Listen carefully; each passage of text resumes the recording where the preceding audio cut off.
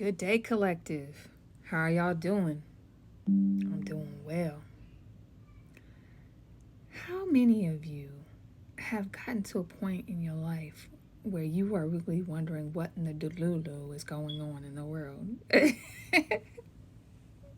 I'm sure there are many, many, many people who are like, why are all these things happening now? What is all this weird stuff that's going on? Not just to talk about politics or elections, but you hear about it, the whole mall incident, the UFOs, the ETs, the ghosts, the spirits, the dragons. TikTok is a buzz of all these interesting things that were unseen that are now being seen. Well, if you have been bored by the mundane task of life and you think that you're on a hamster wheel, you just don't see how things are going to change.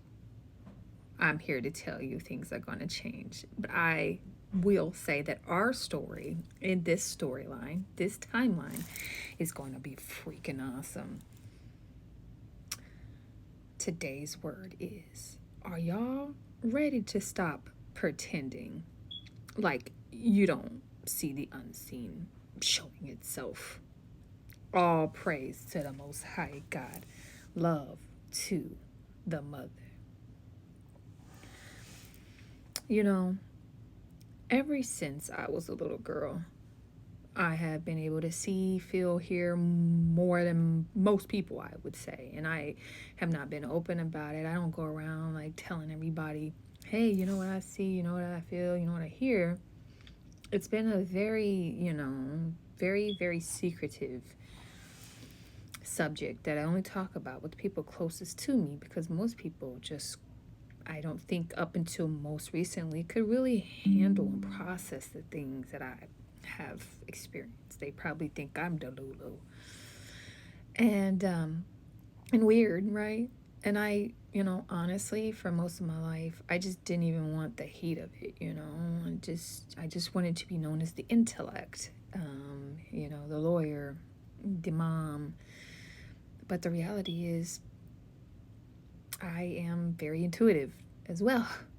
Um, and I have always been. That has always been a constant. But it always hasn't been a positive thing in my life. When I was younger, I was very scared of anything that could not be explained in the physical because, it was largely happening to me and I had no one I could really talk to that I knew about. And I was very scared. And I think, unfortunately, those experiences were from negative, dark energy. But I have to say, the older I've gotten, the more I've learned, and no matter what I did to try to like ignore the unseen, it still popped up. There was a large part of my life, I would say probably from like 13 through college, that I was able to just live a regular life in the scene, in the physical, and not really have any interaction. But when I had kids, that changed drastically, and unfortunately, it was with very dark energy, dark entities. And I honestly can say it was very similar to horror movies. Like, I felt like I was like in, those horror movies with dark entities and demonics, and it was pretty horrible. And I had to understand how to protect myself, not just my temple in terms of being influenced and preyed upon by dark energy, but also my house, like fortifying my house. Like, y'all, I take the purity of energy in my house very seriously. And that includes like any kind of people coming over, like if I sense anything that's in my house that's off, I'm immediately acting to address it. I don't want any negative things coming in and out my house.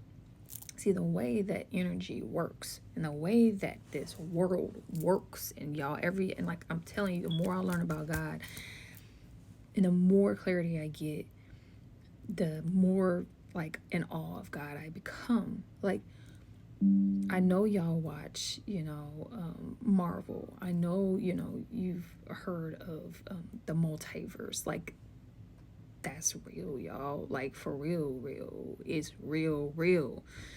There are so many different versions of you making different decisions. People just don't understand how significant a decision can be, but it is. One decision that you make can totally set you off on a different pathway. We're all heading toward the same destination, but sometimes you can really deviate based on how you react. So if an opportunity comes forward and you choose to not walk through the door and it's really God given, that's going to massively take you off path. And so that's where the multiverse comes on, different deviations of you. Some people call them timelines, So when you hear people talking about timelines, that's that. Storylines. Like right now, we're supposed to be going into the Lion's Gate, which is 8-8, in a massive, massive shift in timelines, right? So that's the multiverse, that's the storylines. But also, there are just different dimensions where you can be in the same space and it can be at different times, but you can still coexist as energetic beings in the physical and the unseen. And these beings, the veil is thinning now. We really haven't been able to interact or see with them. They've always been here, but we haven't really been able to kind of coexist because the earth was in a lower vibration. It was vibrating at a lower frequency. And now with all the sun activations and things that have been going on, and all the assistance that we've been receiving from the higher consciousness, the collective beings, the frequency of the earth is going up, and the frequency of the collective is raising as well, which is thinning the veil. So things that we usually couldn't have seen, we are now seeing. I say to people all the time, that movie Don't Look Up, that was just interesting for so many reasons, because that's like a real thing. But y'all should look up. Like, if you've never believed in a ghost, because when I'm talking about unseen, I'm not just talking about a ghost, y'all. Like, there are all kinds of different entities of different energy. I'm not talking about just physical, like aliens or whatever you want to call them, ETs. No, I'm not just talking about ships and aliens and stuff. I'm talking about all kinds of things that you've heard about in fairy tales, fairies, gnomes, trolls, like different names, dragons. There are all kinds of different entities that exist in different realms, different dimensions, but that can co-occur, like can layer in the same space, even if in different times. As we continue to increase our frequency and vibrate higher in this spiritual journey ascension, our ability to communicate and see those things is going to exponentially increase. Mine has. The closer I've become to God, the more I've listened to my intuition, the more my abilities have developed, the more sensitive I've become to everything. And I finally am open to see all the marvel and beauty of the positive, high vibration energy that has always been there. I just couldn't connect with it because I wasn't vibrating at a high enough frequency.